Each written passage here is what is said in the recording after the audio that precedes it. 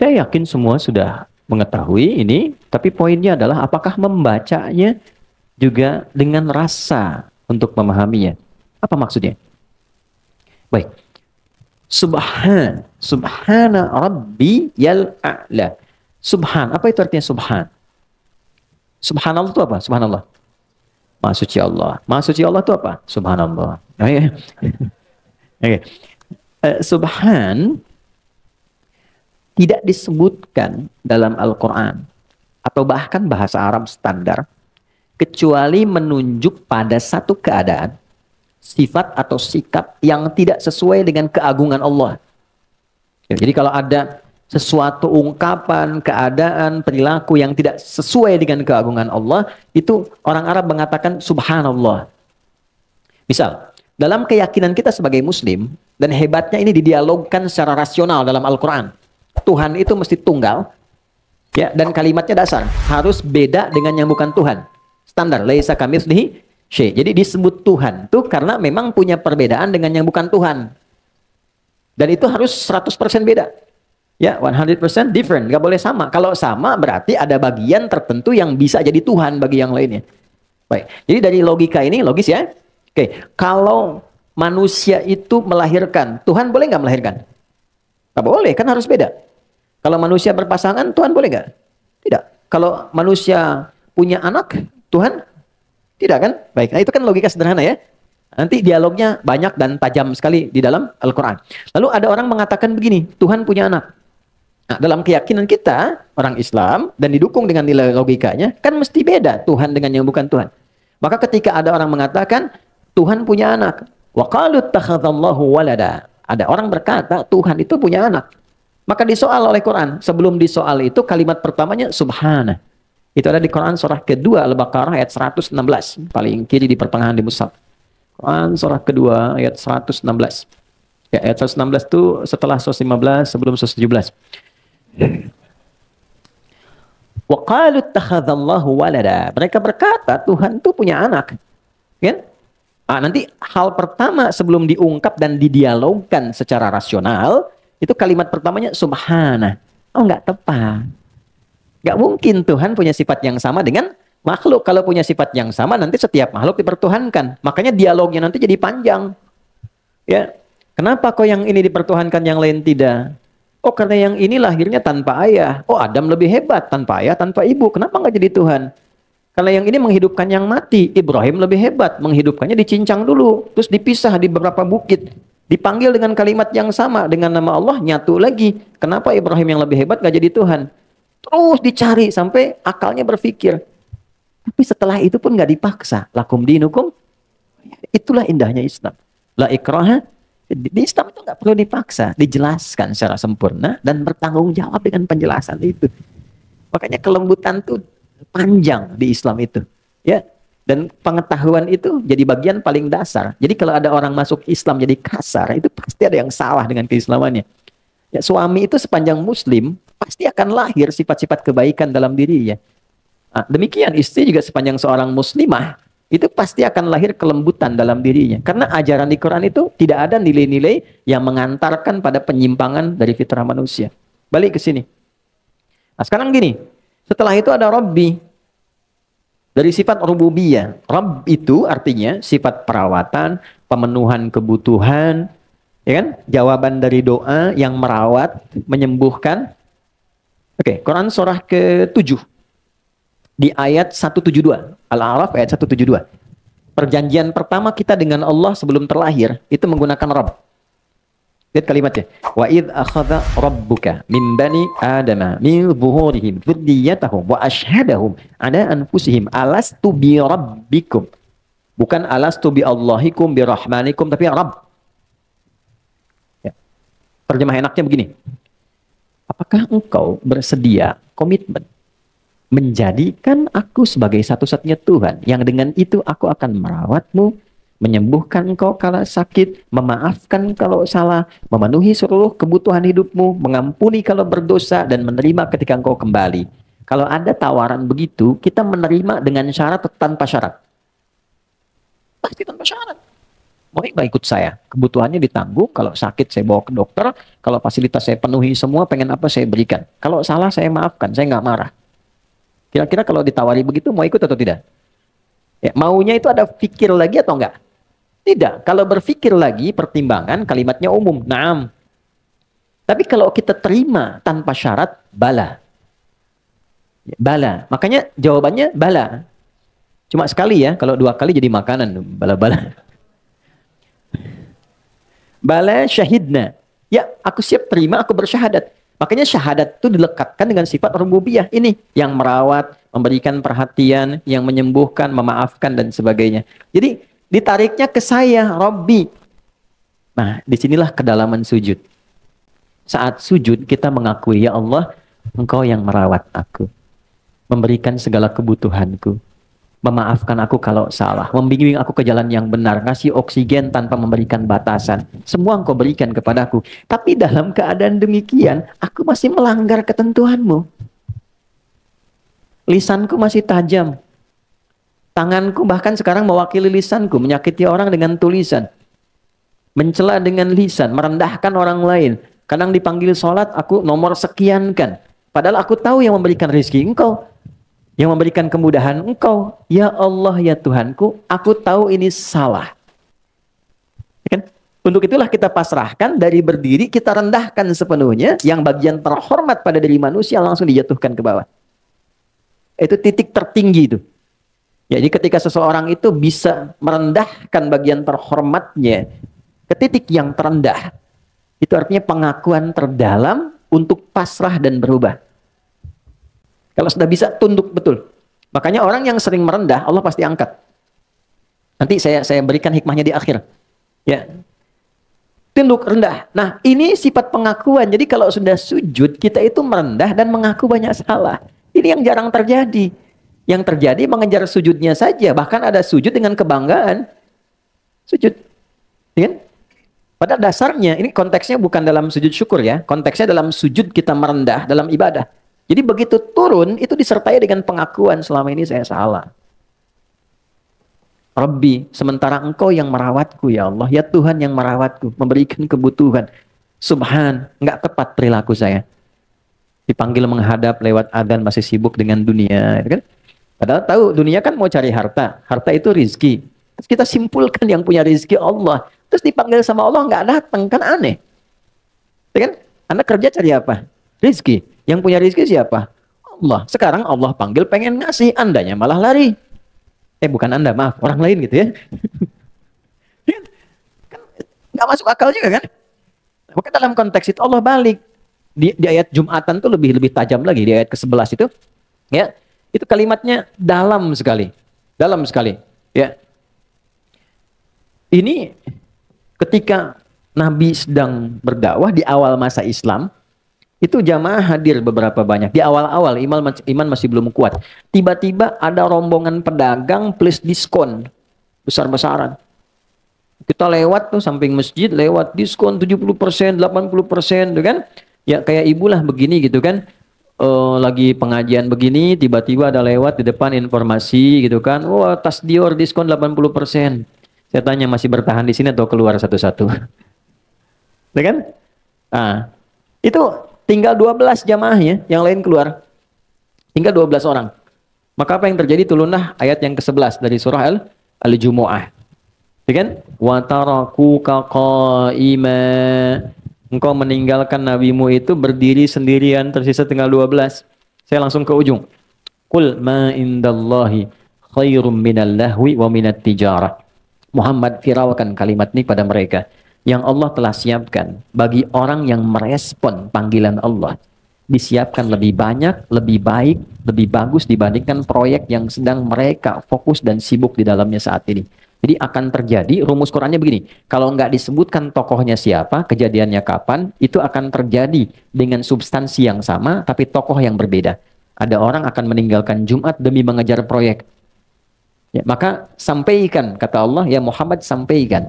Apa yang Allah telah siapkan itu lebih dahsyat, lebih tinggi nilainya dibandingkan proyek yang sedang mereka kerjakan. Ujungnya lebih indah. Wallahu khairur raziqin. Bukankah Allah yang memiliki rezeki yang terbaik dalam membaginya? Kamu tahu aku yang punya, kamu tahu aku yang berikan. Kenapa saat aku panggil untuk aku kasih, kamu justru menjauh dariku? Pertanyaan basic sekali.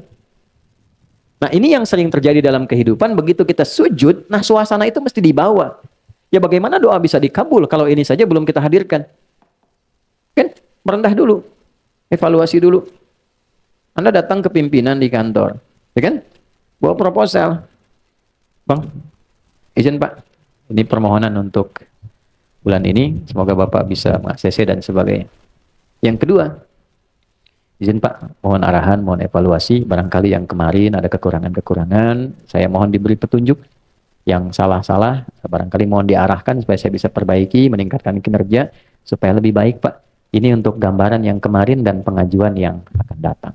Antara yang satu dengan yang kedua, peluang diberikan ACC-nya, dikabulkan tuh besar yang mana? Satu atau dua? Yang kedua. Demikian saat sujud, Anda kan meminta. Mohon dikabulkan, pengen doa, kadang terisak tangisan, tapi sifat ini nggak hadir. Maka yang paling harus dihadirkan pertama kali ini sifat a'la terhadap Allah dulu. Ya Allah, Engkau yang maha agung. Tidak setara dengan sikapku yang selama ini kadang menjauh darimu, kadang melanggar banyak ketentuanmu. Aku pasrah ya Allah, pasrahkan dan segala kehormatanku pada dirimu saat ini. Aku mohon ampunan selama ini bersikap yang tidak pantas. Itu kurang lebih makna dari kalimat subhana rabbiyal a'la. Kalau kita teruskan wa bihamdi, maka kita sertakan pujian setelah itu. Ya Allah, perilakuku yang kurang baik tidak mengurangi kesempurnaan pujian untukmu. Tidak mengurangi keistimewaan segala kemuliaan yang melekat kepadamu. Lalu kalau kita ingin tambahkan lebih dalam lagi, ini Allahumma gfirli. Ya Allah, dengan segala luas ampunanmu dan dengan segala kekuatan dan kemuliaanmu, mohon ampuni hamba. Hamba sadar, hamba salah. Itu kalau kalimat itu keluar, mengaku saya salah, itu mahal. Coba suami, kalau ada masalah sama istri, mahal sekali kalimat, ya bun, saya salah. Itu mahal, mahal ya. Mahal banget tuh. Ya, ya. Pokoknya kadang ada satu psikologi di hadis itu menarik sekali bagi perempuan itu. Ya, dia tuh tidak peduli betapapun ya Anda benar, tapi hanya ingin mendengar bahwa ya dia tidak salah gitu. Dalam ya, Nabi itu datang dalam satu kondisi sudah sibuk apa ke rumah, itu Sayyidah Aisyah curhat. Ada ulama yang menghitung curhatnya itu kalau dihitung sampai 2 jam. Ada yang menghitung lebih daripada itu. Tapi yang paling menarik, Nabi nggak motong. Itu menarik sekali. Nabi loh nggak motong, dibiarin aja.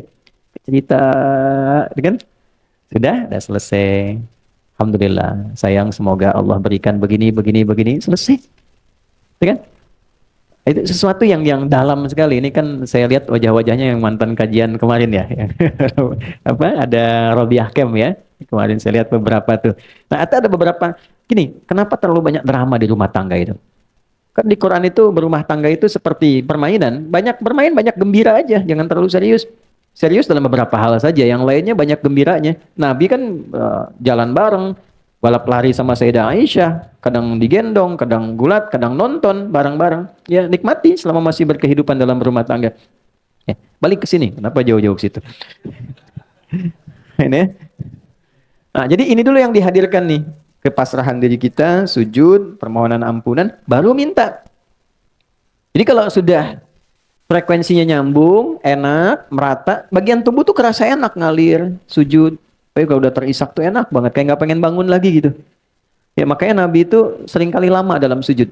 Sebagian menyimpulkan sujud terakhir, padahal di setiap sujudnya lama. Kenapa paling akhir lebih lama daripada yang sebelumnya? Karena kerinduannya kepada Allah itu memuncak dan terpenuhi dalam keadaan sholat. Kalau sudah selesai sholatnya nggak tersambung lagi kan? Nggak tersambung tuh dalam arti secara langsung fokus, tidak ada dengan umat gitu. Itulah yang menjadikan sujud terakhirnya lama. Kan? Kadang sebagian jamaah makmum pengen cepet tuh kan? Nah ini ditanyakan kerinduannya kepada Tuhan. Nah ini ketika nempel betul, barulah permohonan intinya dimintakan. Biasanya, kalau sudah sampai ke titik ini, dan ini dipraktekkan yang hikmah tadi, belum minta sudah dikabul. Biasanya. Kalau sudah ke kalimat Allahumma gfirli dan betul, itu belum keluar, sudah dikabul. Tapi kalau kita ucap ya dalam salat sunnah misalnya dalam lisan yang terkenal, terpahami oleh diri kita saja. Oke? Kalau dalam salat fardu tidak dilafadzkan, cukup dalam hati dihadirkan. Ingat, ada masalah ya tumpahkan aja dalam tangisan, sujud, minta. Sampai ke titik ini, nanti lihat apa yang terjadi.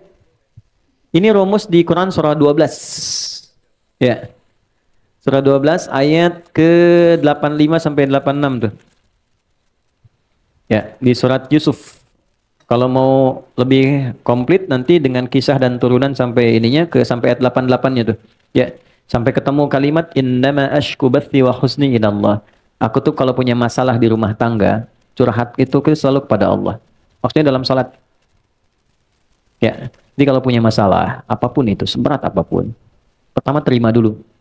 Karena mengeluh itu tidak mengurangi masalahnya. Cuma nambah saja. Terima dulu dengan sabar. Karena Allah pilihkan masalah itu sesuai kadar kesanggupan kita semua. Nggak mungkin saya di hidayat diuji masalah Anda karena saya nggak sanggup. Yang kedua, masalah itu Allah berikan sebagai jawaban dari doa yang kita minta. Nah, tangga untuk meraih doa itu persoalan tadi. Karena nggak mungkin mengabulkan sesuatu tanpa proses, tanpa ujian tuh nggak mungkin.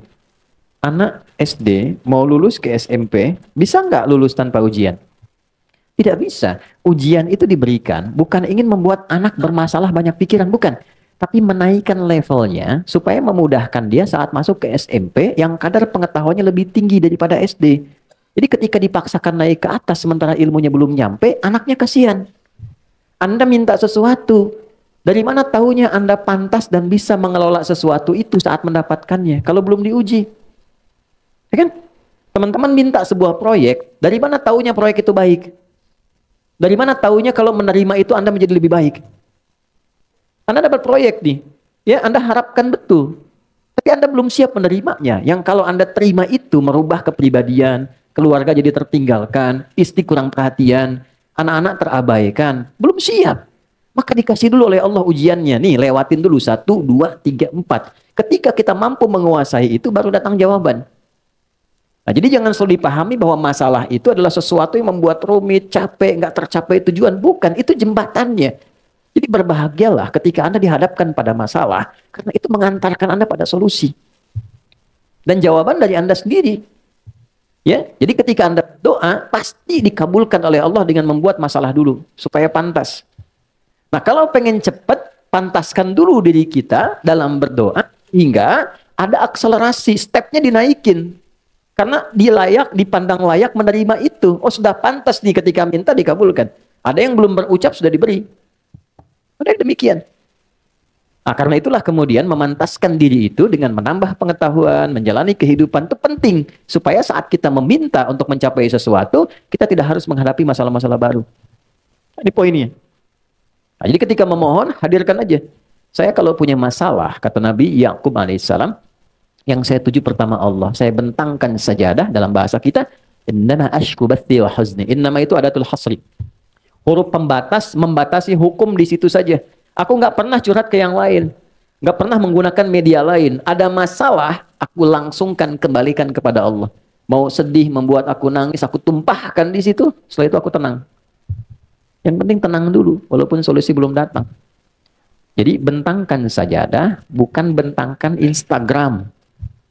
Ya, nggak nyangka ya kamu seperti itu. Nah, itu artinya nyangka. Orang yang bilang nggak nyangka, dia sedang nyangka. Tuh ya. Emang kenapa Jeng? Nah, sebetulnya itu yang ditunggu tuh. Komennya kan? Gitu. Nah, daripada nungguin komen capek. Capek, pusing aja. Pusing. Akhirnya masalah yang nggak selesai.